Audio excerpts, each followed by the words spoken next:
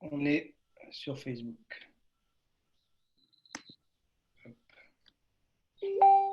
Donc, je me connecte. Et le fiston, Seb, toujours rien? Je pense qu'il a re-signé à Poitiers. Il va rester à Poitiers? Ouais. D'accord. Ouais. Il a marqué quelques buts encore là, deuxième partie. Ouais.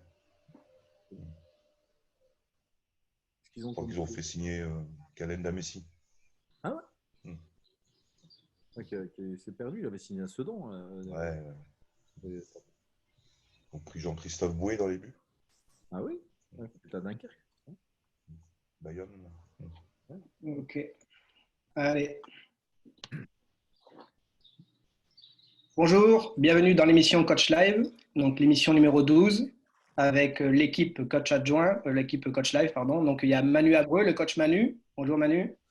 Bonjour Pépite, bonjour Seb, bonjour coach Xavier. Il y a le coach Sébastien Cuvier. Salut Seb. Bonjour à tous. Bonjour Pépite. Bonjour Manu. Salut Xa. Salut Seb. Il y a le coach Imed Ama qui ne va pas tarder à arriver, donc on l'attend. Et donc il y a notre invité, Xavier Collin. Bonjour Xavier. Bonsoir Philippe. Salut Seb. Manu. Salut Merci Xa. encore d'accepter notre invitation, c'est vraiment sympa. Dans la continuité des Merci. coachs qu'on reçoit, vraiment plaisant et un plaisir de te recevoir. Donc je remercie aussi tous les téléspectateurs qui sont encore une fois de plus en plus nombreux. La dernière émission, encore une fois, de Sandy Guichard a fait pratiquement 9000 vues en un jour. Donc, c'est vraiment super intéressant. Donc, ça montre que les sujets plaisent et puis de voir les coachs échanger et parler tout simplement, ça plaît bien. Encore une fois, n'hésitez pas à partager et à poser vos questions donc pour Xavier. On en transmettra quelques-unes. Et encore une fois, dans donc l'émission, Xavier proposera à un moment donné un exercice et puis on débattra autour de l'exercice.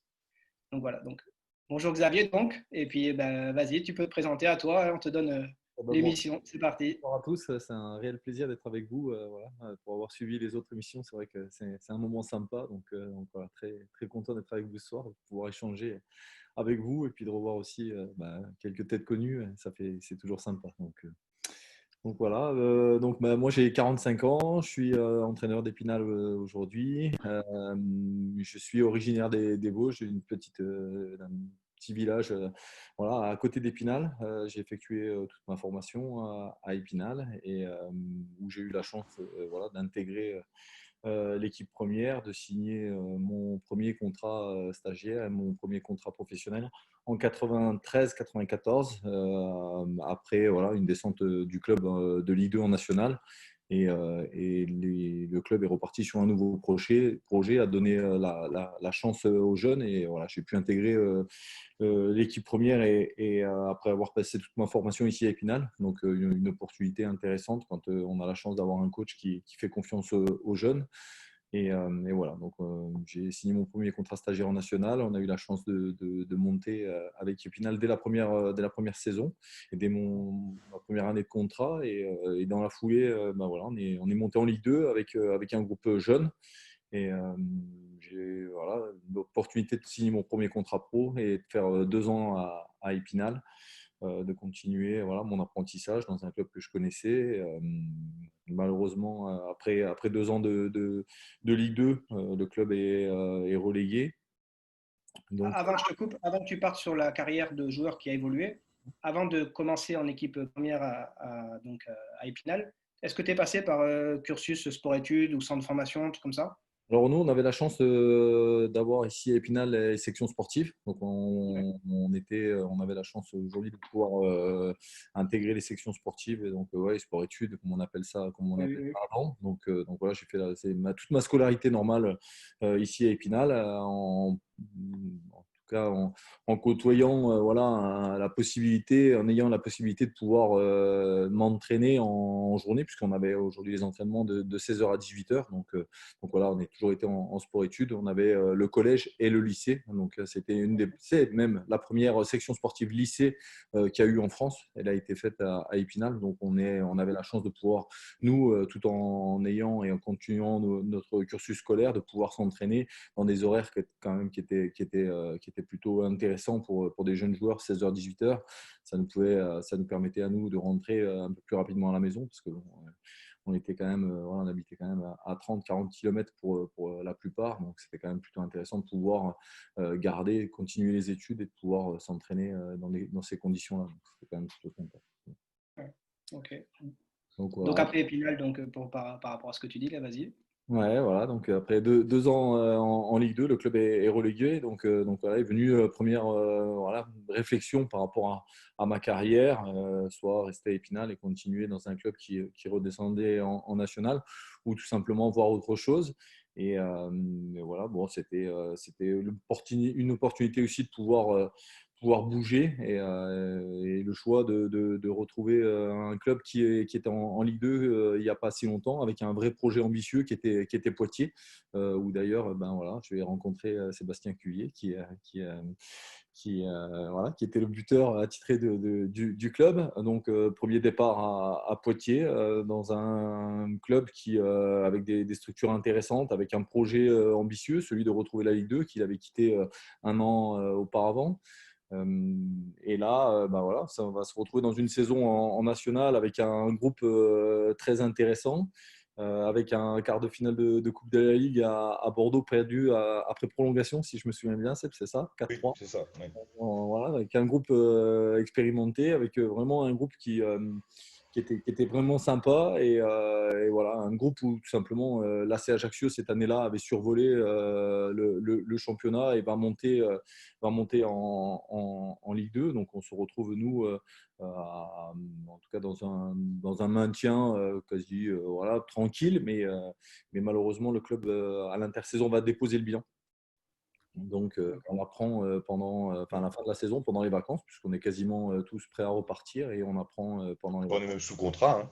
Ouais, on est sous contrat, ouais, tout à fait. Donc, on apprend que le club va déposer le bilan alors qu'on est quasiment prêt à repartir. Je connais là une période un peu compliquée puisque c'est ma première période de chômage, puisque le recrutement est quasiment fait dans tous les clubs. Donc, une période où voilà, c'est une période un peu de doute, se retrouve un peu au chômage. Et j'ai la chance de pouvoir avoir une opportunité en Ligue 2 avec Amiens. Donc, je me retrouve Amiens cherche en fin de mercato un défenseur droit et j'ai une opportunité. Je vais faire un essai et puis on fait ça match avec Monsieur Dos Santos, voilà, un coach expérimenté, aguerri, et je me retrouve dans un club de Ligue 2 avec une opportunité voilà, qui était sympa, retrouver le monde professionnel et la Ligue 2.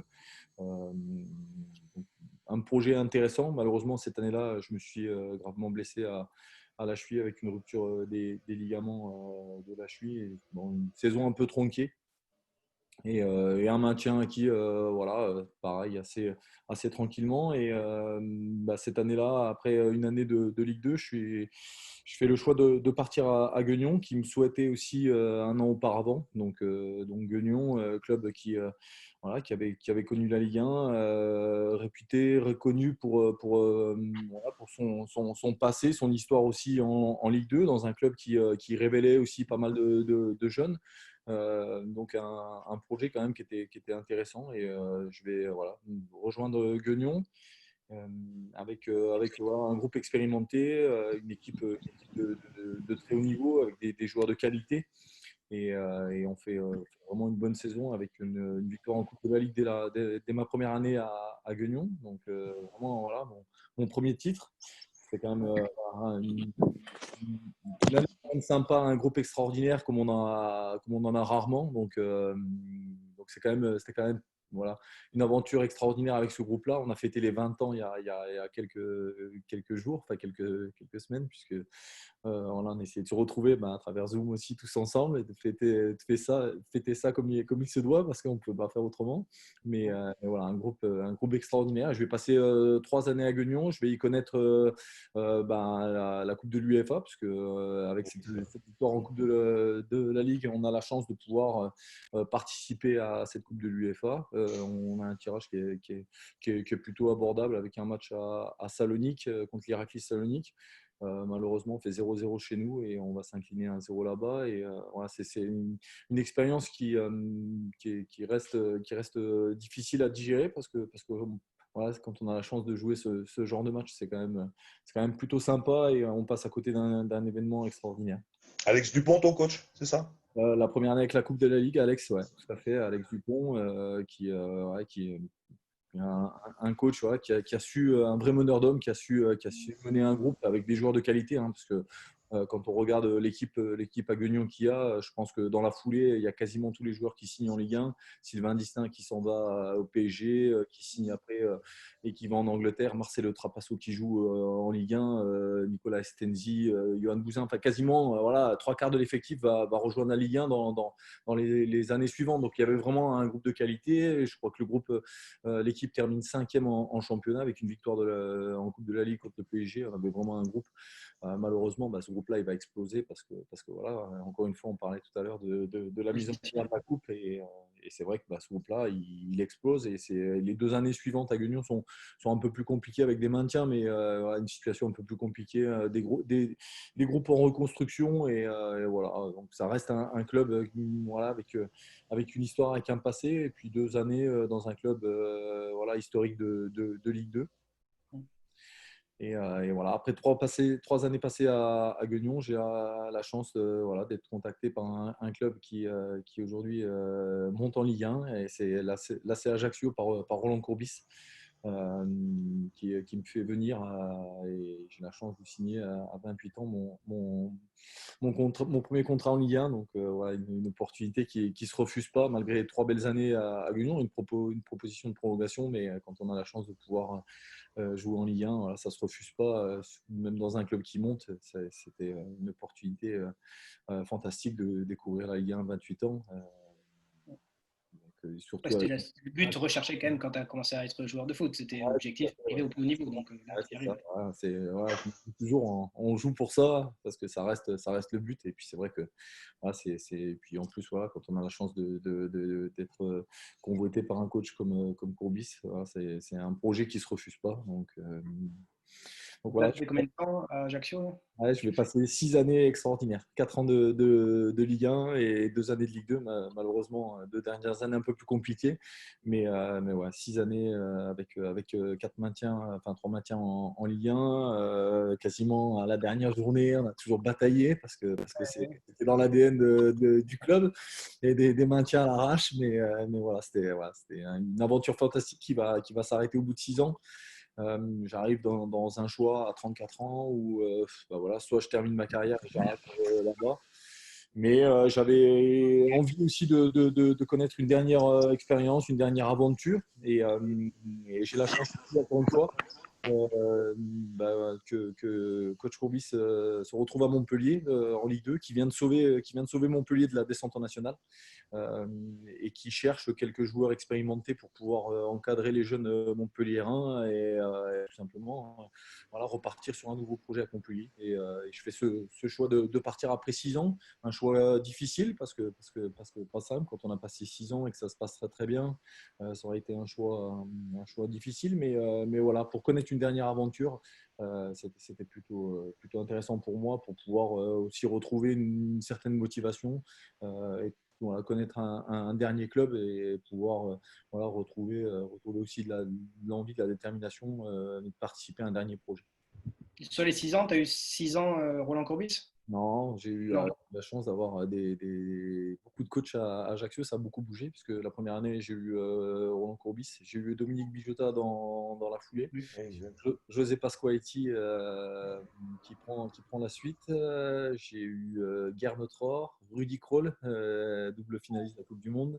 Voilà, donc on a eu des coachs et puis Olivier Pantaloni qui était intervenu aussi, qui a fait quelques intermèdes aussi pendant ces saisons-là. Donc voilà, des coachs qui m'ont appris énormément et c'est vrai que voilà, même s'il y a eu beaucoup de mouvements, ça aurait été des coachs qui marquent dans une carrière de joueur. En tout cas. Ouais, tout le contexte était là pour marquer, quoi. Entre les coachs, le contexte d'Ajaccio et, comme tu l'as dit, un club qui se bataille pour le maintien jusqu'à la fin. Tout est Donc, connecté. en apprentissage pour toi, pour l'avenir, c'est des bonnes années, ça c'est Ouais, sûr. j'ai trouvé un club qui correspondait à mon caractère aussi. Je me suis retrouvé aussi dans ce club-là avec voilà, une vraie passion, en tout cas, parce qu'il existe, et c'est vrai, il y a une vraie passion autour du football corse. On sent des gens qui sont investis, passionnés, trop par moment, mais cette ferveur-là, elle est extraordinaire. Elle nous a servi à nous maintenir. cette capacité aussi à nous transcender sur le terrain, parce qu'on a toujours battu, hein, on n'a jamais eu des budgets extraordinaires, mais la chance d'avoir participé, d'être dans des groupes voilà, qui ont donné pour le club, et ça, voilà, ça correspondait aussi à ma philosophie, ma mentalité. Donc, je me suis vraiment totalement voilà, trouvé dans ce club-là. Donc là, tu fais tes 6 ans, la Ligue 1 en Ligue 2, tu reprends un challenge et donc tu vas à Montpellier, Ligue 2. Ouais, tout à fait. Tu reviens là-bas. Ouais. Donc là, pareil, objectif, remonter le club. Donc là, coach Courbis sauve le club à la dernière journée ou dans les 2 dernières journées d'une relégation nationale, puisqu'il avait fait la fin de saison. Donc le club était dans une période quand même plutôt compliquée. Et puis le coach, voilà, avec toute son expérience, réussit à construire un groupe à Montpellier entre un mélange de joueurs expérimentés, mais surtout de jeunes joueurs de qualité, puisque la formation montpelliéraine à l'époque était quand même voilà, de qualité, mais il restait tout simplement à les encadrer. Et puis voilà, on a la chance d'avoir un groupe fait d'anciens et de jeunes de qualité, et puis on sent la mayonnaise prendre tout de suite. Ouais. Xavier Costa, il arrive à ce moment-là? Ouais, tout à fait. Tino arrive encadré, Philippe Delaye, Bruno Carotti, Nenad Jodic. Donc voilà, il y a un groupe qui se construit autour des jeunes joueurs, Younes Belanda, Mapou Yangambiwa, qui ont explosé après, qui vont être champions de France, mais vraiment des jeunes qui étaient en devenir. Il fallait juste trouver voilà, les mots, et puis surtout encadrer cette jeune génération qui était vraiment de qualité. Donc, du coup, tu fais la première année Ligue 2, vous montez. Ouais, on monte à la dernière journée contre Strasbourg dans une bataille où à 5 journées de la fin, c'est pas gagné, on est loin, on est encore loin, et on pense que la saison est quasiment finie pour nous. Et puis on fait 5 derniers matchs extraordinaires avec le dernier match contre Strasbourg à Montpellier, dans un stade archi-con, comme il a rarement été. Et surtout un scénario, une saison extraordinaire, puisqu'on va jouer le premier match à Strasbourg donc de la saison. Et quand on est là-bas, le discours du coach à la causerie, c'est on va jouer la montée contre Strasbourg lors du dernier match. Donc, je ne sais pas s'il est devin, je ne sais pas s'il a une vision. Et quand il lance ça le premier match, et quand on se retrouve à la dernière journée à recevoir le Racing Club de Strasbourg, on se repose encore la question 10 mois auparavant, comment il a pu penser à ça. Et c'est vrai, un scénario à l'intérieur du match qui est complètement dingue, un gardien qui se blesse, un penalty arrêté, mais fait un scénario qui est digne d'un vrai film, et on a la chance de pouvoir retrouver la Ligue 1 de suite. Donc, et puis ce groupe-là, il va continuer sa progression, puisque dès la première saison de Ligue 1, on va aller chercher une place en Europa League, donc dans la continuité, avec des joueurs encore qui vont arriver, qui vont continuer à faire progresser ce groupe-là. Romain Pitot et Geoffrey Dernis, des Cyril Jeunechamp, joueurs expérimentés, pour continuer à encadrer ces jeunes qui avaient énormément de potentiel. Et on sent un club avec une dynamique de club qui se retrouve dans le niveau dans lequel il doit être. Et puis ce club-là qui va aller chercher une place en Europa League. Et puis la suite, on la connaît. Hein, voilà, un titre de champion de France. Voilà, moi, j'ai arrêté un an avant, mais voilà, j'ai eu la chance de terminer avec Montpellier par une finale de Coupe de la Ligue, encore une fois contre l'Olympique de Marseille, malheureusement perdu au Stade de France, et puis une qualification, en tout cas une participation en Ligue Europa. Donc voilà, c'était un dernier challenge qui était quand même vraiment qui était un aboutissement pour moi, parce que pour voir, même si j'ai fait une dernière année bonus, parce que je savais que j'aurais peu de temps de jeu, et le coach René Girard, qui avait repris la suite de Roland Courbis, m'avait prévenu. Je restais pour encadrer, et c'était une année bonus pour moi de pouvoir terminer et puis de profiter aussi de cette année-là. Donc voilà, c'était tout bénéf pour moi, et j'arrête ma carrière de joueur à 37 ans avec une carrière bien remplie. Bien remplie, ouais.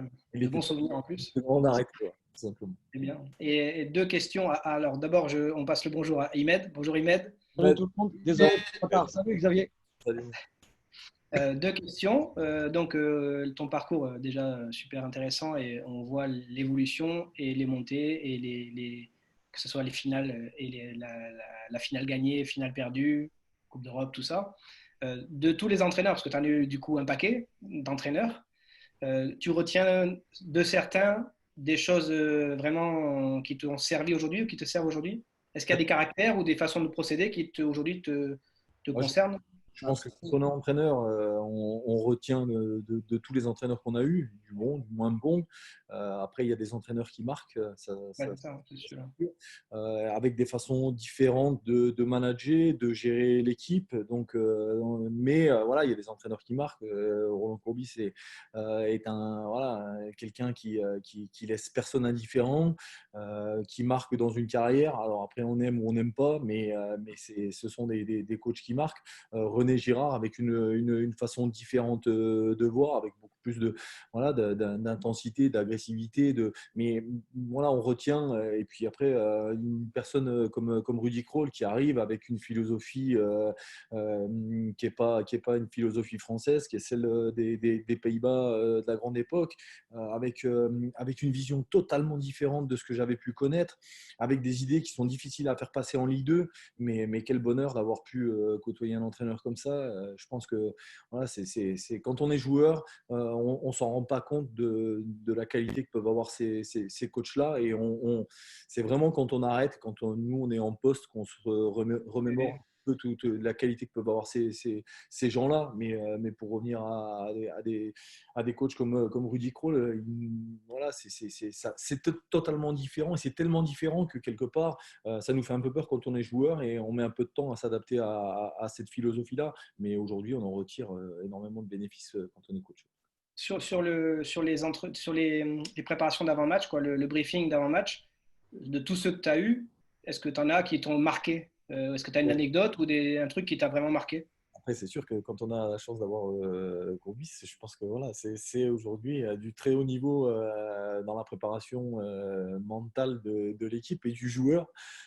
Et c'est surtout là où il est très très fort. Parce qu'après, sur le terrain, oui, tactiquement, c'est quelqu'un qui est exigeant, qui est précis, qui est rigoureux sur le plan tactique. Il est capable de tirer 100% ou 200% des joueurs qu'il a.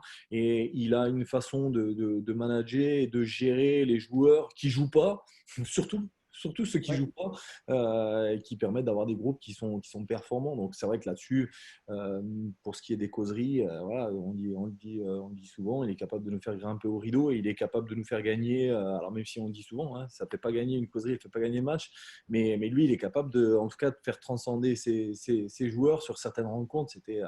Voilà, c'est du haut niveau dans la préparation mentale, dans l'approche qui permet voilà, des garçons, en tout cas quand on accroche à ce discours-là, de pouvoir tirer, d'être à 200% pour le coach et pour l'équipe. Ouais. Avant de basculer sur la partie entraîneur, on a un supporter qui te suit et qui t'a suivi les années de Montpellier, et donc sans doute avant aussi.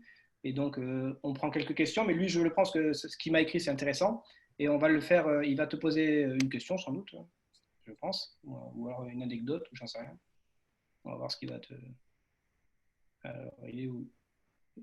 Bonjour. Bonjour. Est-ce que vous avez une question? Bonjour. Merci d'être à l'émission. Donc, c'est Xavier Collin. Donc, vous pouvez y aller. Vous pouvez poser votre question. Oui, bonjour à tout le monde. Bonjour Xavier. Bonjour. J'ai écouté tout ce qu'il disait. Très, très belle carrière et je pense que c'est un joueur qui aurait pu aller nettement au-dessus et plus longtemps. Mais bon, ça, ce n'est que mon avis à moi. Je voulais savoir si tu avais un regret dans ta carrière, lequel ça serait? Non, j'ai pas de regrets. Voilà, j'ai la carrière que j'ai fait. J'ai pas, voilà, je dis toujours, j'ai un adage, c'est on a toujours ce qu'on mérite. Donc voilà, pour moi aujourd'hui, voilà, je suis allé chercher ce que j'avais à aller chercher et j'ai aucun regret. Voilà, pour moi, c'est la vie qui va, c'est la vie de footballeur, la carrière que j'ai eue. Voilà, non, aucun regret. Vous l'avez vu jouer à Montpellier ou à Guignon? Oui, oui, bien sûr. J'ai vu jouer à Montpellier surtout. Et Ouais. après, voilà, on suit les carrières de tous les joueurs et on regarde un petit peu le palmarès qu'ils ont. Et bien sûr, oui, on voit aussi la finale de Guignon et tous les grands moments de la carrière de Xavier, bien sûr. D'accord. Ouais, peut-être que vous l'avez croisé, donc on va vous montrer votre visage, comme ça au moins, si vous recroise, jamais. Salut mon Xav. Ouais, Parce que tu sais, je l'ai au téléphone il n'y a pas longtemps. encore tout à l'heure au téléphone. Je l'ai au téléphone il n'y a pas longtemps, ouais. Ouais, ça c'est vrai. Le fameux supporter, pouvez-vous vous présenter, s'il vous plaît? Oui, bonjour. Donc, Richard Trevino, j'étais le gardien de Guignon le jour de la finale. Donc, j'ai côtoyé Xavier à Guignon pendant les 3 années de sa carrière chez nous. Donc, ouais, de super souvenirs avec Xav, parce que Xav, c'est un mec de vestiaire, c'est un mec qui ne laisse pas indifférent. C'est sur le terrain, on n'en parle même pas. Alex mettait toujours Xavier sur le meilleur joueur d'en face. Comme ça, on savait au moins qu'on était tranquille pendant 90 minutes. Et ouais, non, Xav, c'est un mec en or. Et on suit, comme vous disait tout à l'heure, avec la Coupe de la Ligue, on a des choses différentes, on a partagé des super moments. Et on suit les carrières de chacun. Et Xav, au travers encore de la Coupe de l'an dernier, ou au travers du recrutement, on s'est eu au téléphone tout à l'heure. Et on suit ça. Et voilà. Et en plus, ma question, c'est exactement ça. Je pense que Xav aurait mérité encore il a fait une super carrière, mais il aurait mérité mieux parce que c'est des mecs qui lâchent rien et quand ils sont dans un club, ils sont à 100% pour le club et c'est super sympa. Surtout moi du FC Guignon d'avoir côtoyé quelqu'un comme lui qui a tout donné pour mon club, c'est super sympa. Alors, toi qui l'as connu en tant que joueur, aujourd'hui tu vois le parcours qu'il réalise en tant qu'entraîneur. Comment tu analyserais le joueur que tu as connu? Comment tu le verrais entraîneur? Est-ce qu'aujourd'hui, c'est un meneur d'hommes, c'est un tacticien, un fin tacticien? Tu as une idée de comment tu ressens Xavier au niveau de sa prépa, de comment il organise son équipe? Tu connais bien ton joueur. Donc, Ouais, Xav, c'est un compétiteur XXL, comme beaucoup à ce niveau-là, de toute manière. Mais Xav, c'est un compétiteur. Donc, j'ai suivi les matchs de coupe, je l'ai vu sur le bord du terrain. Donc, je l'ai vu s'énerver, mais à la limite, je l'ai trouvé plus calme que je ne le pensais pas. Mais bon, après, je l'ai reconnu dans ses sursauts un peu de compétiteur. Mais après, non, j'ai vraiment, franchement, aucun doute sur ses qualités d'entraîneur. C'est un meneur d'homme, là, j'en suis sûr. C'est un compétiteur, j'en suis certain. Et il doit donner la grinta à ses joueurs. Généralement, on est entraîneur comme on était joueur. Alors après, avec l'âge, on se calme un petit peu. Mais non, là-dessus, j'ai aucun doute. Et c'est un coach qui pourrait entraîner au-dessus sans aucun doute. Alors là, j'ai vraiment aucun doute là-dessus. Ok. En tout cas, c'est bien sympa. Merci en tout cas d'être présent. Que tu peux rester jusqu'à la fin de l'émission, bien sûr. Xavier, à toi, par rapport maintenant au passage. Donc, déjà, tu as arrêté de jouer, tu es passé entraîneur. Est-ce que tu as arrêté de jouer complètement parce que tu n'avais plus envie d'être joueur? Parce que souvent, les joueurs, après, ils redescendent à un niveau national, CFA. Toi, tu as carrément coupé. Ouais. Alors j'ai eu la chance parce que j'ai toujours aimé, c'était toujours dans mon esprit de vouloir coacher, ça a toujours été dans mon esprit. Donc rapidement, j'ai eu mon BEF à 30 ans, donc j'ai eu le temps de passer mes diplômes pendant ma carrière de joueur et anticiper un petit peu la suite. Et il y a une chose que je voulais pas faire, c'était redescendre de niveau après avoir joué en Ligue 1 et ne pas me retrouver au niveau ou pas m'investir totalement dans un club qui pourrait à 37 ans ou 38 ans ou 39 ans et pas donner satisfaction. Ça m'était insupportable. Donc je commençais à être physiquement plutôt atteint à 37 ans et je me voyais pas aujourd'hui continuer 1 an, 2 ans et dire aujourd'hui voilà, je suis à 50% de mes moyens ou à 70 où je gère. Je me voyais pas dans cette situation. Donc je l'avais dit, le jour où j'arrête, je passe directement à autre chose, mais je ne me voyais pas jouer et continuer à jouer. Donc là, du coup, tu bascules sur Premier Club parce que c'est eux qui te contactent. Tu as d'autres contacts ou tu as vraiment que ce club-là au départ? Non, comme je suis à Montpellier et qu'on est dans un club formateur, il y a cette opportunité-là. Et j'ai eu tout simplement un ami qui est proche du club de Béziers qui me fait rencontrer le président. Et c'est vrai que voilà, c'est pas prévu. J'avais prévu au départ de prendre peut-être une année sabbatique et de profiter un peu de ma famille. Et puis entre-temps, voilà, il y a cette opportunité avec le discours d'un président ambitieux, avec quelqu'un avec qui ça match tout de suite. Et puis un club qui sortait d'une bonne saison, en tout cas, et qui malheureusement est relégué, puisque ce club-là, il est premier, je crois, à la traite. et il descend en National 2. Donc un parcours quand même assez compliqué sur la deuxième partie. Mais le discours d'un président voilà, avec une vision des choses assez lointaine qui est plutôt intéressante. Et puis voilà, donc je décide de rejoindre le club à Béziers, qui est proche de Montpellier, qui est à 1 heure. Et puis l'opportunité aussi, moi, de rester habiter sur Montpellier. Voilà, donc c'était quand même quelque chose qui était, pour une première expérience, plutôt intéressante pour moi. Donc là, le premier club que tu as, sachant qu'on va le rappeler après sur le prochain, sur le suivant, c'est que le premier club que tu prends, l'équipe descend et elle est repêchée donc, par rapport aux autres clubs qui ont des soucis. Et donc, ça, c'est ton premier club, tu prends ça.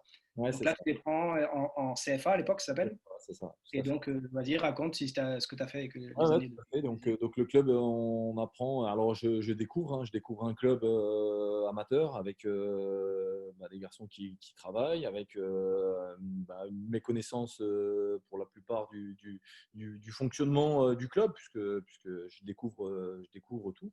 J'arrive sans staff, donc je découvre. On me présente un adjoint, on me présente un peu l'organisation. Et puis on s'adapte. Donc, j'habite toujours sur Montpellier, je fais des trajets et on s'entraîne le soir avec des garçons qui arrivent à 17h30, 18h qui bossent. Donc, une première année qui est voilà, pour prendre ses repères avec un maintien voilà, qui est dès la première année intéressante. Et surtout, j'ai la chance de pouvoir avoir la confiance du président qui me laisse mener mon projet comme je l'ai envie, de basculer sur un fonctionnement beaucoup plus professionnel. Et tout doucement, on va structurer le club, on va basculer du côté presque professionnel. On va essayer de recruter que des garçons qui font que du foot. On va s'entraîner en journée, on va voilà, changer, étoffer un peu le fonctionnement. J'ai un adjoint qui était là-bas qui s'en va, donc je récupère l'entraîneur qui était en place avec l'équipe réserve. On a la chance d'avoir voilà, une organisation qui nous permet de recruter avec des moyens quand même très très limités, mais voilà, d'avoir et encore un réseau, moi en tant que joueur avec les agents, qui me permet de recruter quelques garçons, et puis dans une situation où on arrive à structurer et pouvoir faire avancer le club, parce que c'était le but. Et tout doucement, le club va se structurer. On va prendre un analyse vidéo, on va prendre un préparateur physique qui va arriver, tous des petits détails qui font qu'aujourd'hui, le club s'est structuré. Et après 3 maintiens assez tranquille, on va accéder au championnat national la 4e année. Donc, 3 ans et tu bascules quand tu finis champion la 4e année, quoi. Ouais, c'est ça. Dans une poule du Sud qui est quand même pas simple, hein, puisque voilà, on bataille avec Grenoble, bataille avec Martigues, on bataille avec des clubs quand même qui ont des moyens bien supérieurs, en fait, des frais justes. Enfin, c'est quand même des groupes qui sont pas simples, hein. On le voit encore aujourd'hui, sortir du National 2, du CFA pour un club comme le nôtre. Dans une organisation qui est quand même limite, puisque enfin, Seb le sait, puisque j'ai eu la chance d'avoir Jordan, le fils à Seb, avec des moyens quand même très limités, puisqu'on partait à la dernière minute en minibus pour faire les déplacements. L'année où on monte, voilà, on n'avait pas les moyens d'aller au resto le midi, on avait des paniers repas.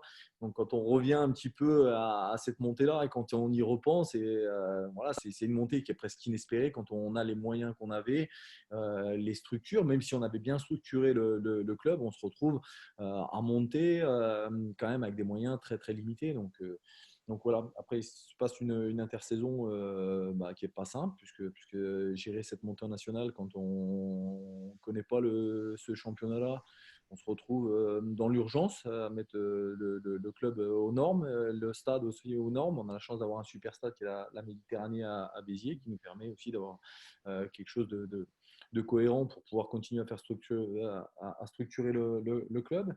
Et malheureusement, cette aventure va s'arrêter 6 mois après cette montée en nationale, avec voilà, une place de relégable juste avant la trêve à Noël. Et malheureusement, ma mission se termine en décembre, après 6 mois de national.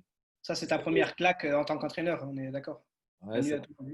Ouais, moi j'ai une question à te poser parce qu'on l'a posée pratiquement à tous les invités. Est-ce que tu es aussi, toi, d'accord que ce championnat national est vraiment très difficile.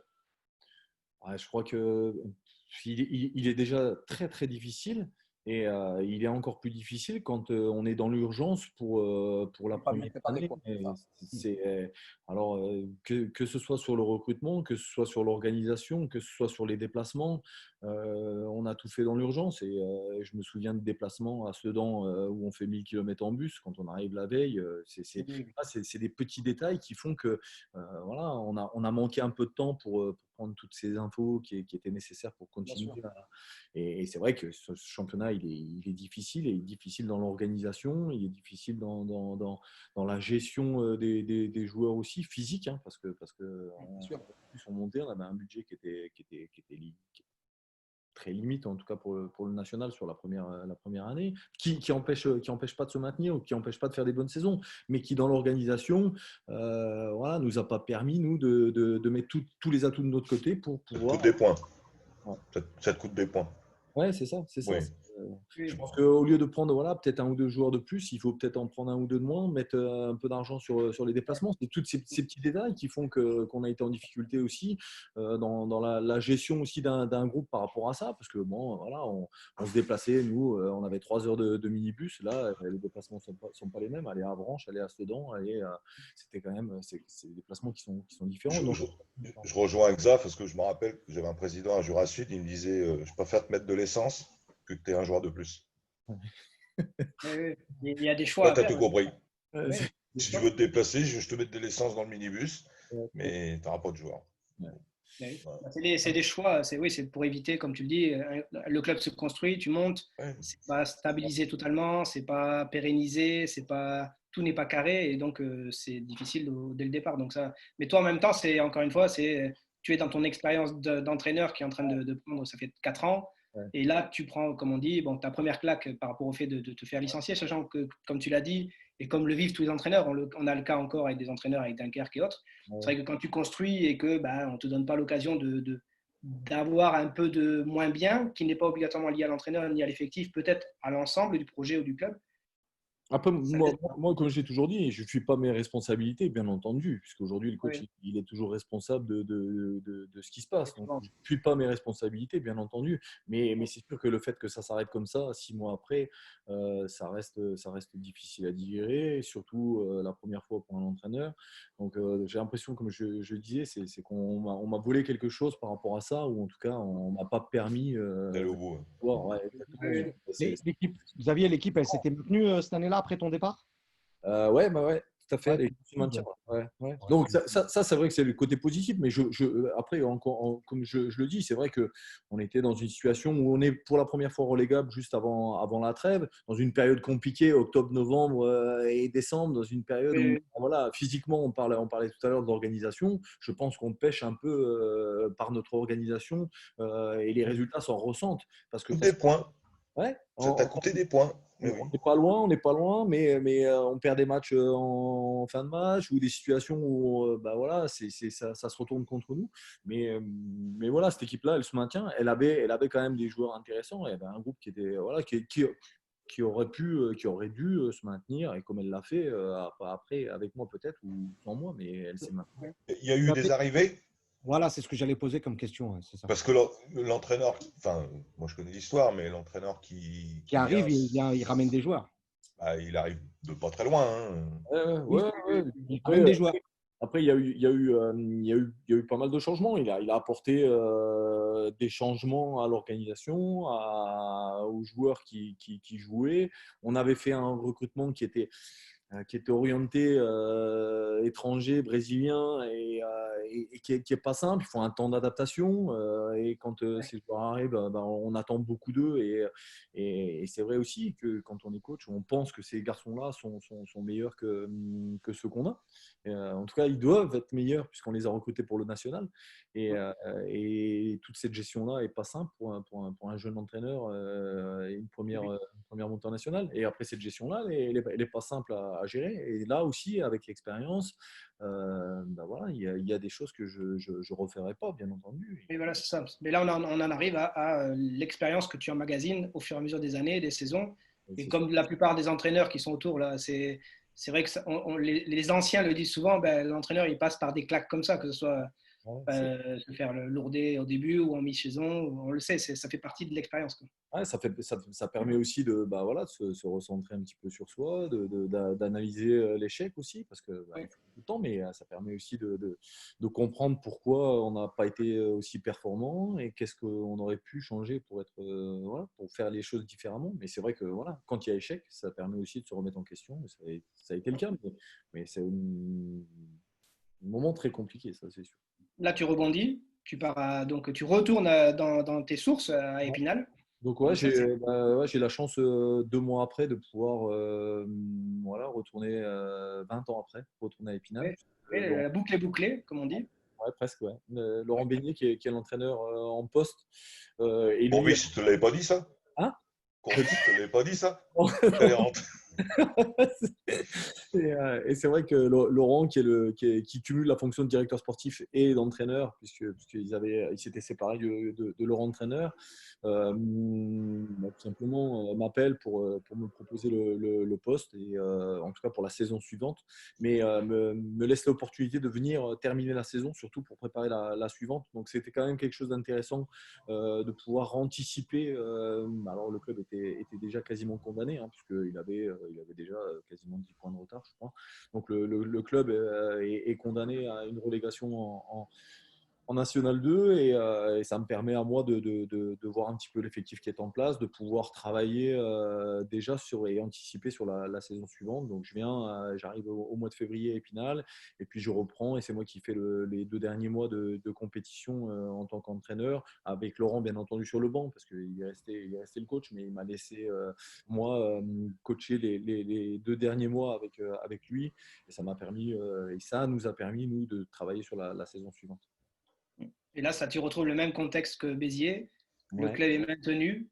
Ouais. Et non, le club descend, il est repêché de nouveau. Donc, c'est Ouais. le même contexte Ouais. Et on qu'à est Béziers. toujours, alors dans le championnat national, il y a tellement de clubs qui étaient en difficulté que Épinal, pour la 3e fois consécutive, est repêché grâce à sa bonne santé financière. Non pas grâce à son gros budget, mais sa rigoureuse Ça, c'est un gestion. bon point pour les clubs qui écoutent, hein. Soyez rigoureux sur les comptes. Ouais, ça, c'est vrai. Donc C'est vrai que c'est 3 années de suite, hein, 3 années de suite. Oui. 3 années de suite. repêché. Hein. Il y a une année, je crois, ils font une victoire et ils sont repêchés. L'année d'avant, avant que j'arrive, ils font une victoire et ils sont repêchés. C'est pas encourageant sur le plan sportif, mais après, sur le plan financier, c'est vrai que c'était ça. Il n'y a pas de souci. Tu crains rien, coach, tu crains rien. Hein. Ouais. Donc là, du coup, bah, tu fais tes saisons. Ensuite, tu prends l'année d'après. C'est toi qui deviens le coach officiel, on va dire. Et là, tu prends donc la main. Non, on est repêché le 15 juillet. Donc, Ouais. avec un groupe plutôt orienté expérimenté National 2 pour pouvoir essayer de remonter de suite. Donc, quand on est repêché le 15 juillet, notre recrutement est quasiment bouclé. Donc, il nous reste, alors on récupère un peu d'argent, bien entendu, on augmente un petit peu le budget, mais malheureusement, le recrutement est fait. Donc, on se retrouve dans une difficulté à passer tous les contrats fédéraux à temps plein sur le national, chose qu'on n'avait pas trop anticipée non plus. Et on peut malheureusement, après le repêchage, prendre que 2 ou 3 joueurs d'expérience nationale. Et malheureusement, on fait une année franchement avec un groupe extraordinaire, avec un groupe avec d'énormes qualités. Et malheureusement, on gagne au bout de la 9e journée notre premier match. On va à Sedan et on gagne notre premier match, et on fait une deuxième partie de saison qui est d'un très bon niveau, avec une moyenne de points qui nous aurait permis de nous maintenir, et on meurt pour 1 point à la fin de la saison. C'est vraiment dommage parce qu'on avait un groupe qui était de qualité, qui avait tous les critères pour le championnat national, avec beaucoup de capacités athlétiques, avec vraiment des garçons qui étaient aguerris du niveau. Et c'est vraiment dommage que ce groupe-là ne se maintienne pas, parce que je pense qu'il avait vraiment la capacité pour faire quelque chose de bien si on avait pu garder ce groupe. Et malheureusement, voilà, le club est relégué encore une nouvelle fois. Et puis là, ça fait 3 ans qu'on bataille en National 2 pour essayer de reconstruire. Donc on est parti après la descente de National sur un projet complètement neuf, voilà, sur une feuille blanche. On a quasiment gardé aucun garçon, si ce n'est 2 garçons qui étaient du club. Et on est reparti avec, avec une autre vision, avec de la formation, avec voilà, des garçons du coin, du cru, et puis quelques recrues extérieures. Mais voilà, on a une vision qui est totalement différente. On veut s'appuyer aujourd'hui sur notre formation. On a la chance d'avoir régulièrement des équipes de jeunes en championnat national, que ce soit nos 17 ou nos 19. On s'appuie sur une formation qui est intéressante. Alors même si on est régulièrement pillé, hein, puisqu'on, comme je disais tout à l'heure, on est au centre des clubs pro que sont Strasbourg, que sont Nancy, que sont Metz, que sont Reims, que sont Troyes, que sont Sochaux. Et c'est sûr qu'aujourd'hui, dès qu'on a un garçon qui est intéressant, et on en perd encore cette année, ces clubs-là viennent nous les chercher, mais on en récupère aussi un peu plus tard. Quand ces garçons-là ne sont pas gardés. Donc, quelque part, on arrive aussi, nous, à s'appuyer un peu sur notre formation et sur ce qu'on fait. Donc, on est sur un autre projet. Et puis voilà, ils mettent le C. On est dans un championnat qui est difficile. Sortir de ce championnat-là, c'est pas simple. Donc, on va essayer de continuer à structurer le club, s'appuyer sur notre formation et puis espérer un jour pouvoir… voilà, comme l'a fait Bobigny, essayer de titiller les équipes, les cadors, et puis pourquoi pas sur une année où ça peut rigoler, pourquoi pas, quoi. Imed, toi, tu l'as joué cette année, donc Ouais, bah écoute, moi, alors j'en profite parce que j'ai été très admiratif de ce qu'il a fait cette année, parce que moi, j'arrivais avec les yeux comme ça, ma première expérience. Donc j'arrive, j'observe et un soir, nous, on avait joué un peu plus tôt, donc je vais le voir à Saint-Maur où il gagne 1-0. Et là, il m'avait rendu fou parce que je m'étais tapé 3-4 vidéos avant. Et il arrive à Saint-Maur, il joue avec une défense à 3, avec Kubota dans le couloir. Donc, un foutoir pas possible, une équipe hyper solide, tactiquement très rigoureuse. Et je regarde le match d'après et il est repassé à autre chose. Donc, du coup, c'était une équipe. Voilà, tu sentais la patte du coach, tu sentais des joueurs disciplinés. Et puis voilà, tu sentais. En plus, c'est une équipe jeune. Moi, ce que j'avais dit quand on avait été joué contre eux, on avait eu la chance de les jouer en pleine période de Coupe de France. Et c'était une chance pour nous. Et j'avais dit à mon groupe que c'était une équipe qui nous ressemblait en fait, parce qu'il avait autant de jeunes que nous. Parce que manque de moyens, tu es obligé. Nous, par exemple, il y avait des garçons qu'on était obligé de mettre fédéraux au minimum parce que pour gagner des mutations, parce qu'on n'avait pas assez de mutés. Donc, en fait, tu es obligé de prendre tout ça. Et eux, ce qu'ils ont fait cette année, c'est… Moi, je pense que s'il n'y a pas la Coupe de France, sincèrement, je pense que Xavier aurait beaucoup plus titillé Bastia et Sedan que nous. D'accord. Ah, c'est gentil, merci, mais je pense que vous aviez une équipe vraiment de qualité. Et dans ce groupe-là, on le dit souvent, et quand on regarde aujourd'hui la qualité des équipes, on s'aperçoit que voilà, faire la saison que vous avez fait, c'est aujourd'hui voilà, je te retourne les compliments, un parcours exceptionnel et avec votre parcours à l'extérieur. Et je retourne aujourd'hui dans un championnat difficile, avec des moyens, et on les connaît, des équipes avec des gros moyens et d'autres avec des moyens beaucoup moins importants en tout cas. On s'aperçoit que malgré tout, ça ne fait pas tout et qu'on a la chance d'avoir des coachs de qualité aussi dans ce groupe-là. Et voilà, félicitations à vous pour votre saison. Par rapport à ce qu'a dit Imed, là, il y a un truc qui peut être entendu par tous. Toi, en tant que coach, tu es comment par rapport à tes tactiques?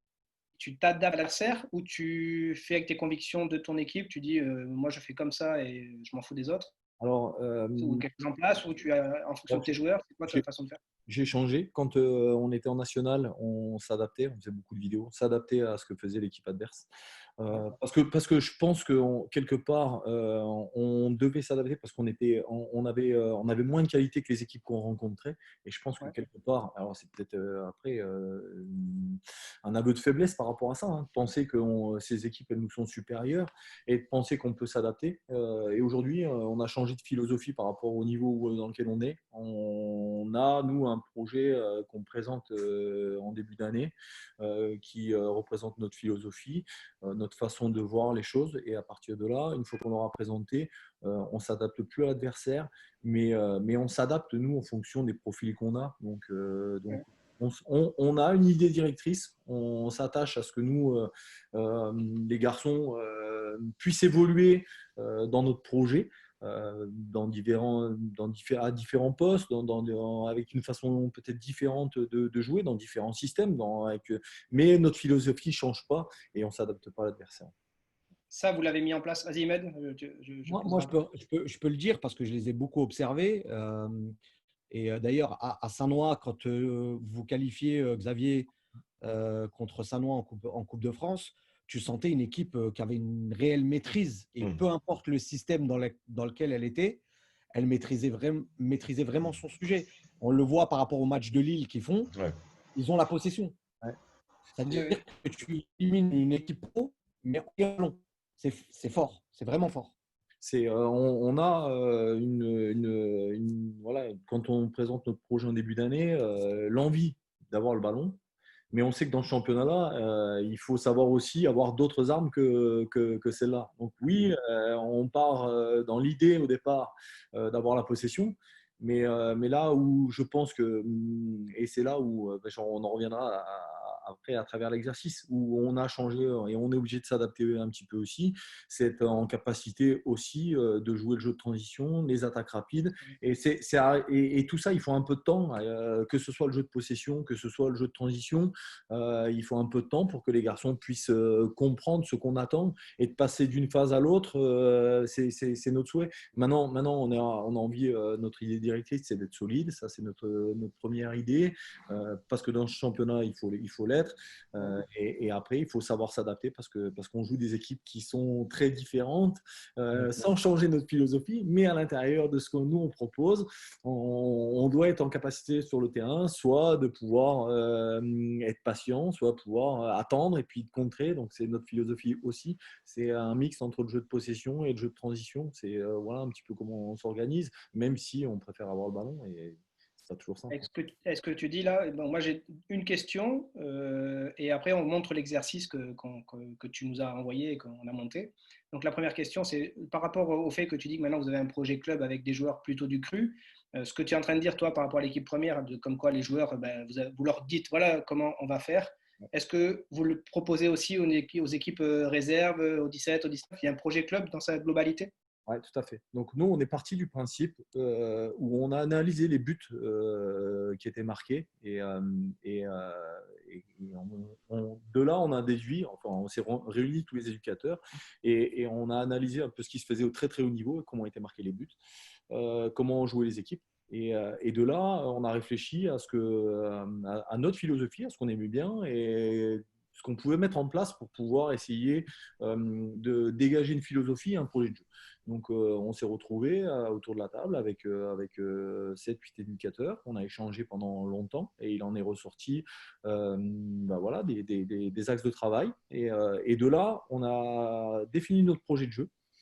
Et on a présenté en début d'année, il y a 2 ans, à tous nos éducateurs, en réunion éducateur, notre projet, notre philosophie et comment on voyait un petit peu la chose, avec les profils qu'on attendait, avec voilà. Alors, pas de système parce qu'on veut laisser une certaine liberté à l'éducateur. Aujourd'hui, c'est enfermer un joueur, en tout cas une organisation dans un système pour nous. En tout cas, c'est pas notre philosophie parce que c'est propre à chacun. Il y a aussi de temps en temps le fait de s'adapter par rapport à certains profils de joueurs. Mais la philosophie, les profils types de joueurs ont été définis. Et puis à partir de là, on a présenté ça à nos éducateurs et on essaye voilà, de travailler tous ensemble de la même façon avec des exercices, des jeux qui sont communs à toutes les équipes. Jeux de référence. Ouais, avec toujours dans l'échange, une certaine forme de liberté aussi, parce que je pense que chacun a sa philosophie et qu'il faut laisser aussi de la liberté à chaque éducateur de pouvoir aussi apporter sa patte. Mais l'idée directrice, on l'a donnée. La réserve monte en R1, c'est ça, hein? Ouais, elle remonte, Ouais, voilà. Elle est descendue pour les difficultés administratives, parce qu'on avait fait quelques erreurs en fin d'année en faisant jouer des joueurs qui étaient joués. Là, on va dire que le bon point te concernant le club d'Épinal et toi, c'est qu'au final, tu es parti d'Épinal, tu as pris une sacrée expérience dans les clubs où tu es passé, tu as retenu plein de choses par rapport aux entraîneurs que tu as eus. Au final, tu apprends ton première expérience d'entraîneur à Béziers et tu reviens à Épinal avec tout ce que tu as appris. Et l'avantage par rapport à un projet club, c'est que tu es du coin. Donc, tu connais le contexte, tu connais les joueurs, tu connais la mentalité. Donc, tu ne dis pas il faut être solide comme ça dans un club où tu ne connais pas. Tu le dis parce que tu sais que tu as les joueurs et la façon de bosser ou la mentalité peut convenir à des joueurs solides. Tu vois, je pense que ça va être un atout pour toi, ça. Ouais, On va montrer un exercice. Après, vas-y, finis Ouais, si non, tu mais parles. c'est aussi s'adapter aussi à la philosophie de la région et du club. On dit souvent, quand on est au club, j'entends, quand on est en train de faire 5-6 passes derrière avec notre gardien, j'entends mes supporters qui sont juste derrière moi en train de me dire eh, mais il y en a marre, il faut balancer devant. Cette philosophie-là, en tout cas, nos supporters sont, voilà, c'est des gens, Ça ne correspond pas. ils aiment le combat, ils aiment, mais voilà, c'est Ouais. ça. En rapport aussi avec les mentalités de la région, du département. Donc, c'est pas toujours simple à vouloir mettre en place, à faire comprendre en tout cas. Mais, Je montre l'exercice, ça vous va? C'est Allez. parti. Hop. Donc, je partage. Donc là, Xav, vas-y, tu peux y aller. Explique ton exercice. Quel est le voilà, but recherché? donc, dans la continuité de ce qu'avait proposé Louis, qui est une conservation avec la transition, ce que faisait Louis et ce qu'a montré Luis Atora est quelque chose qu'on fait dans la même séance avec ce jeu-là. Donc on termine cette séance d'entraînement par ce jeu-là qui est un jeu avec 3 équipes, 2 équipes qui jouent, une équipe en appui à l'extérieur avec alors 2 buts dos à dos. Alors on le fait soit avec un gardien, soit avec 2 gardiens. Là pour la présentation, c'est mieux de le faire avec 2 gardiens, mais c'est un mix entre le jeu de possession, de construction pour pouvoir aller marquer des buts et le jeu de transition. Donc l'équipe qui est en possession, elle peut jouer avec les appuis pour pouvoir aller attaquer les 2 buts. Donc, en général, on limite les touches. On est limité à 2 touches et 3 touches. Toutes nos séances sont construites sur des touches réduites. Il n'y aura jamais à l'exception de l'opposition qu'on fait où on laisse les jeux libres, tous les jeux de conservation sont faits en touches réduites, soit 2 touches ou 3 touches. C'est une volonté de notre part de pouvoir, en tout cas de vouloir faire comprendre aux joueurs qu'aujourd'hui, il faut voir vite, il faut lâcher vite le ballon et plus vite on va se déplacer, plus vite on va faire courir le ballon, plus facile ce sera pour nous. Donc notre volonté, c'est toujours de réduire les touches. Donc ce jeu-là, c'était toujours à 2 touches ou 3 touches. Donc l'équipe qui est en possession, elle attaque les 2 buts. Si elle marque, elle a marqué, elle marque un point. Et l'équipe qui défend, en tout cas les 2 buts, s'organise pour défendre les 2 buts. Elle, si elle récupère le ballon, ou en tout cas elle empêche l'équipe de marquer à la récupération, doit trouver rapidement un appui extérieur et passe, elle, dans la situation d'équipe attaquante. Et l'équipe qui vient de perdre le ballon, elle va défendre les 2 buts. Donc on est dans un mix entre le jeu de construction pour aller attaquer le but et le jeu de transition, puisqu'on passe rapidement de la situation d'attaque sur le but à le fait de récupérer le ballon et de défendre les 2 buts. Donc c'est un jeu qui est intéressant, qui est dans la continuité de ce qu'avait proposé Luis, qui est de la transition, mais aussi la construction pour aller finir sur 2 buts. Donc on le fait aussi de temps en temps avec un seul gardien et ça demande aussi… Là, t'es piqué, là. Si tu fais avec un seul gardien, c'est les piqués, on est d'accord? Non, mais pas avec les 2 buts. Comme ça, lui, il est obligé de se déplacer, il est obligé d'anticiper. Et c'est quelque chose qui est intéressant. Et ça permet aussi pour l'équipe qui est en possession de rechercher aussi l'espace libre. En tout cas, là, de voir là où n'est pas le gardien. En tout cas, d'aller rapidement attaquer le but où il n'y est pas. Donc, c'est un jeu qui est intéressant aussi pour le gardien, de par la mobilité, de par l'observation, de par voilà, c'est cette capacité aussi à anticiper. Et puis nous, pour l'équipe qui est dans l'utilisation, à utiliser l'espace libre, puisqu'on a toujours le ballon qui est quasiment en jeu, puisqu'on a des appuis. Donc c'est quand même quelque chose qui est plutôt intéressant. Travailler jeu court, jeu long, c'est un jeu qu'on fait assez régulièrement en séance d'entraînement. Ce que je retiens après Inès, je te laisse la parole. Ce que je retiens là, de ce que tu as dit dans les règles par rapport aux gens qui écoutent et aux coachs qui écoutent, Ouais. il y a un truc que tu as dit qui est vraiment important. Dans ces jeux-là, souvent, tu remarques pour les coachs qui l'ont pratiqué, et peut-être sans appui, souvent les équipes qui attaquent, si elles perdent le ballon proche du but, souvent l'équipe qui récupère, elle enchaîne direct, elle met le but. Et souvent, ça crée que les joueurs se retrouvent tous collés pratiquement au but. Donc, ce que tu as dit, toi, dans ton explication qui est très bon, c'est quand l'équipe qui défend récupère le ballon, premier objectif, c'est de trouver un appui. La notion extérieur. d'espace. Ouais. Voilà, notion d'espace, de suite écarter quand tu récupères le ballon et de suite aérer un peu le jeu pour revenir après attaquer le gardien. Moi, j'ai juste une question. C'est est-ce que ton gardien, quand l'équipe récupère le ballon, l'équipe défensive, est-ce qu'elle peut jouer avec le gardien? L'équipe qui défend joue avec le gars. Est-ce que l'équipe qui défend, qui vient récupérer le ballon, peut, avant de mettre la passe à un mec sur le côté, elle peut trouver l'appui avec le gardien pour aller chercher après l'appui extérieur? Non, en général, Non, tu le mets pas. les D'accord. gardiens sont neutres. C'est comme si, quand l'équipe qui attaque, le gardien fait un arrêt, on lui demande souvent d'aller chercher lui un appui qui va jouer avec l'équipe qui va. Voilà, parce que sinon, on va se retrouver avec une passe du gardien à 2 mètres et ça ressemble. Donc, on oblige les gardiens aussi, sur une frappe ou sur un arrêt, de pouvoir lui aussi voir plus loin et d'aller chercher un appui, d'aérer un peu le jeu pour que ça. Voilà. Sinon, comme tu dis, on se retrouve avec des garçons qui sont à 2 mètres du but et puis ça dénature un peu le jeu. Donc, ce qui nous intéresse, nous, dans ce jeu-là, c'est cette capacité de passer rapidement de l'utilisation à la récupération et de gérer ces phases de transition. Et là, on en revient à notre projet. Et c'est aujourd'hui comment sont marqués les buts. C'est moins de 3 passes, c'est moins de 5-8 secondes après une perte de balle. Et on s'aperçoit que ces phases-là, c'est aujourd'hui, il faut être de plus en plus performant dans ces phases de transition, que ce soit sur le plan offensif, mais aussi sur le plan défensif. Cette capacité à empêcher l'équipe adverse de prendre la vitesse, cette capacité aussi à tout simplement refermer le bloc très rapidement, et puis changement d'attitude, de passer d'utilisation où je perds le ballon à cette récupération. Et quand on arrive à bien gérer ces phases-là, aujourd'hui, on retrouve des équipes qui sont ultra performantes. Manu, Imed? Non, mais en fait, c'est assez cohérent par rapport à ce qu'il fait aussi Xavier à l'échauffement aussi. Vous faites souvent des jeux de transition à l'échauffement où il y a une situation d'un côté, et puis le coach qui est de l'autre côté, c'est Jamel qui lâche un ballon et puis ça réagit tout de suite. Donc voilà, ça reste très cohérent par rapport à ce qu'il fait, et puis c'est très intéressant pour les éducateurs qui nous regardent. Parce qu'on peut aussi le faire, bon, on le redit encore, on a beaucoup d'éducateurs qui n'ont qu'une moitié de terrain. Vous pouvez le faire aussi avec des petits buts. Oui, c'est adaptable dans tous les cas, c'est adaptable de plein de manières, parce que tu peux avoir le coach qui va avoir plein de joueurs, qui a 30 joueurs à entraînement, c'est beaucoup de 30, mais bon, il y en a 30, il peut faire aussi ça, il n'y a pas de problème. Il peut agrandir les distances, on peut réduire, agrandir, avoir plus de joueurs, plus d'équipes, 3 équipes de 6, de 7, de 8. Donc, il est adaptable pour les coachs qui écoutent, il est vraiment adaptable. Et comme dit Imed, en fonction de la portion de terrain qu'on a, on peut encore même l'adapter. On peut aménager, On est tous d'accord, c'est bien? C'est bon? Très bien. Manu? Parfait. Non.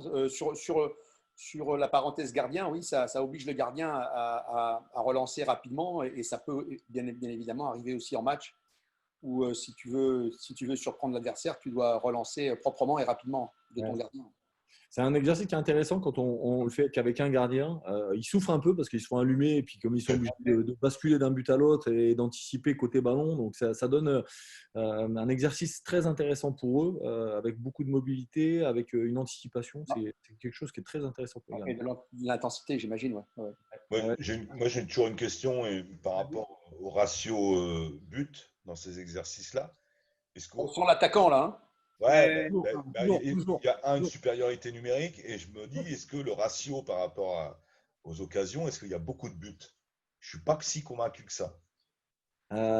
Écoute, alors comme c'est un jeu, je parle quand il y a un gardien de chaque côté, hein.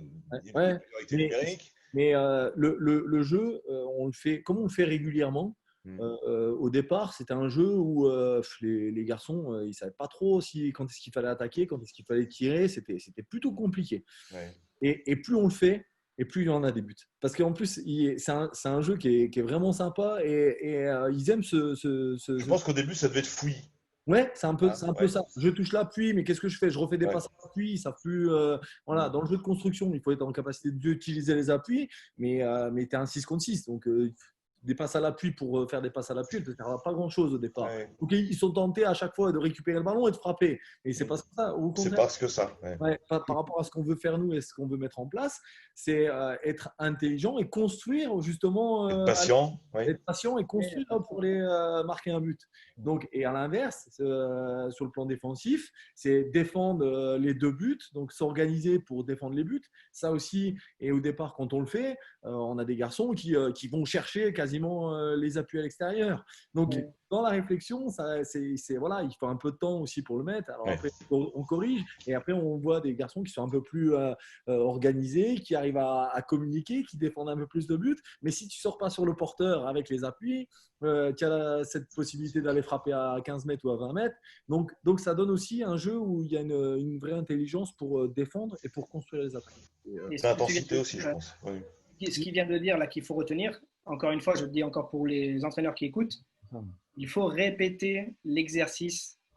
On ne le fait pas qu'une fois. Et Richard, je vois qu'il hoche la tête, il est d'accord. Objectif, c'est un entraîneur qui veut donner ça à des catégories plus jeunes, ou même en senior, on est d'accord. L'objectif, c'est de répéter, parce que l'entraîneur va avoir, comme tu l'as dit, peut-être à la première, deuxième, troisième séance avec cet exercice, il va avoir des contraintes ou des joueurs qui vont la jouer d'une manière qui ira peut-être pas dans le thème, mais sur la durée, tu vas trouver ce que tu veux. Mais encore une fois, c'est sur la durée, on est d'accord. Surtout qu'il le fait par rapport à son projet de jeu, hein, si j'ai bien compris. En plus, oui. Donc forcément, il faut le répéter pour que ce soit bien intégré et que les réflexes soient là le jour du match. Et puis, c'est vrai que, comme le dit Seb, pardon, Ivan, comme le dit Seb, c'est vrai qu'au départ, il n'y a pas assez de buts dans un jeu comme ça. Avec 2 buts, tu t'aperçois que voilà, c'est pas simple malgré tout d'aller marquer des buts alors que tu es à 12 contre 6. Mais plus ça va, plus il y en a. Plus tu en as parce que c'est organisé, c'est plus propre dans la circulation et du coup, tu auras plus d'espace. C'est sur la durée, on est d'accord. On dit souvent aux éducateurs, c'est ne pas hésiter à arrêter pour réorienter sur l'objectif initial. Oui. Ça, c'est important. Parce que des fois, on a des joueurs, quand on commence ce type de jeu, ils sont dans la conservation souvent. Ils oublient le but. Dans le début, c'est pour ça que c'était intéressant ce qu'a dit Seb juste avant, c'est qu'au début, ils restent sur une conservation, c'est-à-dire qu'ils oublient de marquer. Ouais. Ne pas hésiter à arrêter et de réorienter vers l'objectif principal. Et ça, c'est intéressant pour remettre les joueurs tout de suite dans l'objectif. Tout à fait, ouais, exactement. Richard, qu'est-ce que tu en penses, ton gardien, si tu étais tout seul dans le but à tourner autour du but? Il pète les plombs. J'aurais râlé, je pense que j'aurais râlé. Non, mais après, j'écoute attentivement. Après l'exercice, bien sûr qu'on l'a déjà fait, mais c'est très intéressant. Alors, mettant, au niveau du gardien, je pense que j'aurais râlé. Mais par contre, c'est super intéressant pour le gardien, parce que dans l'anticipation, la lecture du jeu, pour un gardien tout seul sur 2 buts, et ça, par contre, j'ai jamais fait. C'est super intéressant parce que dans la lecture du jeu, dans l'appréciation de l'anticipation, du transversal, de changer de but, franchement, c'est super intéressant. Alors après, j'aurais sûrement râlé, ça c'est certain. Mais par contre, c'est super intéressant. Ils ont râlé au départ, et puis maintenant, ils se font bien allumer et ils aiment bien aussi. C'est ça, exactement. En tous les cas, là, c'est bien. L'exercice, il montre, encore une fois, que l'entraîneur doit s'adapter, doit l'adapter à sa catégorie et ne pas hésiter, comme tu dis, Ahmed, à l'arrêter, à le corriger et à surtout le répéter sur plusieurs entraînements jusqu'à ce que ce soit acquis. Et après, tu peux évoluer, l'exercice peut évoluer, ça on est d'accord. En tous les cas, Xavier, toi, de ce que tu as fait jusqu'à maintenant, quels sont tes objectifs pour la suite? Comment tu vois, toi, la suite de Xavier Collin? Après, la suite, je suis ici, je suis bien à Épinal parce que c'est mon club, parce que j'ai été formé ici et j'aimerais au moins rendre au club ce qu'il m'a donné et pouvoir aujourd'hui installer le club en national, ce serait l'objectif. Maintenant, je ne me suis pas caché. Aujourd'hui, je reste quelqu'un d'ambitieux et à l'image de ma carrière, j'aimerais retrouver le monde pro. Vas-tu aller au BEPF? Ouais, c'est ce que j'allais te dire. C'est bien, Seb, que tu arrives. C'est comme Alain Pochard. C'est bien, Seb. C'est bien, tu as bien fait. T'en es où au niveau de tes diplômes aujourd'hui? On se retrouve au test de sélection régulièrement avec Alain. Bah oui. donc voilà, après on croise les doigts, on sait, hein, les postes sont chers, il y a beaucoup de monde, il y a peu d'élus, c'est pas simple. Avec combien de fois que tu te présentes pour le DEPF? Là, ça fera ma 4e fois. J'y vais pour la 4e au mois d'août. Donc, Donc, C'est voilà. un peu comme t'es le copain Alain Pochat, toi, non? Ouais, on s'est retrouvés pas mal de fois ensemble. Je crois Ah, qu'à voilà. chaque fois, on a été ensemble. Après, Voilà, on c'est. commence à avoir beaucoup de coachs. S'il faut faire des pétitions, on peut aligner derrière. Non, mais Mais Ça peut appuyer le dossier. Pépite, on l'avait dit la dernière fois, il y a que 10 places, il y a beaucoup de Oui, monde. mais oui, Donc je pense que voilà, en se présentant, Xavier va passer. Il a le oui. profil et puis il a la carrière qui va avec et les ambitions. Donc il va passer. Après, c'est On voilà, va il y lui a faire un mot, Pépite. On va faire un mot. Un mot, nous. Ah, Pépite, il peut, hein. Avec la Fédé, il peut. Hein. merci de votre soutien. Non, mais après, Moi, voilà. je peux l'appuyer. Tu me donnes ton dossier, je vais l'appuyer. Par contre, Moi, je dis toujours, c'est que c'est pas l'heure. Voilà, pour l'instant, c'était pas le moment. Après voilà, on verra. Voilà, oui, on va bien j'espère pouvoir un jour voilà, entraîner plus haut et j'espère avec mon club dans un premier temps et après on verra ce qui se passera. Après, voilà, il faut continuer à être performant, essayer comme on le fait, voilà, d'être bon. Ça va venir, Xav, ça va venir. Oui. Mais oui. Bon, en tous les cas, il m'aide si tu Les anciens vont pas. Hein, si vous c'est arrangez vous. déjà maintenant, il y a 6 points à prendre. Il faut s'arranger tout de Ouais, suite. ouais, bah, je m'inquiète pas pour lui, hein, t'inquiète Ça, pas. ça va batailler sévère encore. Alors, en tous les cas, franchement, super, encore une fois, encore un super invité. C'est vraiment plaisant de recevoir voilà, des coachs. On est entre coachs et c'est plaisant de discuter, d'échanger sans questions pièges, sans chercher à polémiquer sur quoi que ce soit. Là, c'est vraiment, voilà, on pose des choses et puis on discute. Les coachs qui écoutent, je pense qu'ils sont bien contents d'entendre voilà, ta carrière et ton évolution. L'exercice, c'est un élément super important et qui est super intéressant à découvrir. Et donc, en tous les cas, nous, on te remercie de ta présence. Merci à vous. Avant de te laisser la parole pour finir avec Richard, important, on remercie tous les téléspectateurs qui ont posé plein de questions. Donc, on n'a pas pu répondre à toutes, bien sûr. Il y a qui s'appelle dans les prochaines émissions. Donc, on a déjà des invités. Donc, après toi, on a, si je me souviens bien, donc après toi, on a Pierre Aristoui, qui est l'entraîneur de la réserve du FC Nantes. Là aussi, ça va être très intéressant. On a Franck Hayes, donc l'entraîneur du Racing Club de Lens, Ligue 1. On a Laurent Di Bernardo, donc, qui est à Bourges en National 2. On a derrière Jean-Marc Furlan, donc une référence aussi dans le milieu. Et après, on a, pour Richard, ça peut t'intéresser. D'ailleurs, je t'invite à y participer. On a Michael Bouli qui vient. Ouais. Justement, l'analyse. C'était notre coach à Boulogne. Voilà, du coup, ça peut être intéressant. Il y a Xavier Henneuse, il y a toi. L'idée, c'est de regrouper, pareil, des gardiens et faire. L'idée de coach live, c'est de faire découvrir en fait des postes et de donner des idées aux gens qui écoutent dans ces postes-là. Donc voilà, dans tous les cas, à vous la parole pour finir, Xavier. Merci beaucoup, Xavier. Merci beaucoup. Merci, Xav, bon courage. Merci, coach Xavier. Tout le meilleur pour toi. Merci, c'est gentil. Merci à vous. Ouais, j'ai passé un super moment avec vous, donc c'est sympa et c'est une super émission. Ça permet, en tout cas, à tous ceux qui suivent, voilà, de pouvoir en tout cas avoir quelques infos sur notre fonctionnement, sur les vôtres. Et voilà, c'était un réel plaisir pour moi d'être avec vous ce soir. Merci. Et puis pour le supporter, qu'est-ce que tu en penses? Merci pour le supporter. Je suis un fan de Xavier Collin. Non, mais c'est vrai que l'émission est très bien parce qu'on voit tout de suite le coach de Ligue 1, Ligue 2 ou de National, mais on ne voit pas le boulot qui est fait en dessous. Et aujourd'hui, il y a beaucoup de joueurs qui arrivent du dessous. Hein. Aujourd'hui, il y a bien sûr qu'il y a les centres de formation, mais il y a beaucoup de jeunes qui arrivent de dessous. Et encore plus maintenant, moi qui est directeur sportif à Guignon, on voit beaucoup de nos jeunes qui sont recrutés par les clubs de Ligue 1, Ligue 2. Et c'est grâce à des coachs comme Xavier. Alors après, Xavier, il a connu le haut niveau, donc il sait ce que c'est. Mais aujourd'hui, cette émission est très bien parce que ça permet de voir aussi que tout le monde est abordable, déjà que les coachs sont abordables. Et ça donne de super idées pour animer leur séance aussi. C'est très bien. Et c'est bien que tu aies donné le titre que tu as dans ton club parce que c'est pareil, j'ai eu des questions, mais on va l'aborder aussi. L'idée, c'est d'aller aussi chercher des gens qui ont des titres et des statuts de directeur sportif, tous les nouveaux termes qui existent aujourd'hui. Parce que j'ai eu des questions là, dernièrement. Et c'est vrai que les gens se posent la question, qu'est-ce qu'ils font exactement? Donc, ça va être intéressant parce que des clubs, après, peut-être, vont vouloir structurer leur club ou se disent, parce que dans plein de clubs, maintenant, aujourd'hui, on a des directeurs sportifs, on a dans les clubs même très bas au niveau amateur, et des fois, on se pose la question, qu'est-ce qu'ils font exactement? Donc, on supporte les coachs. Voilà.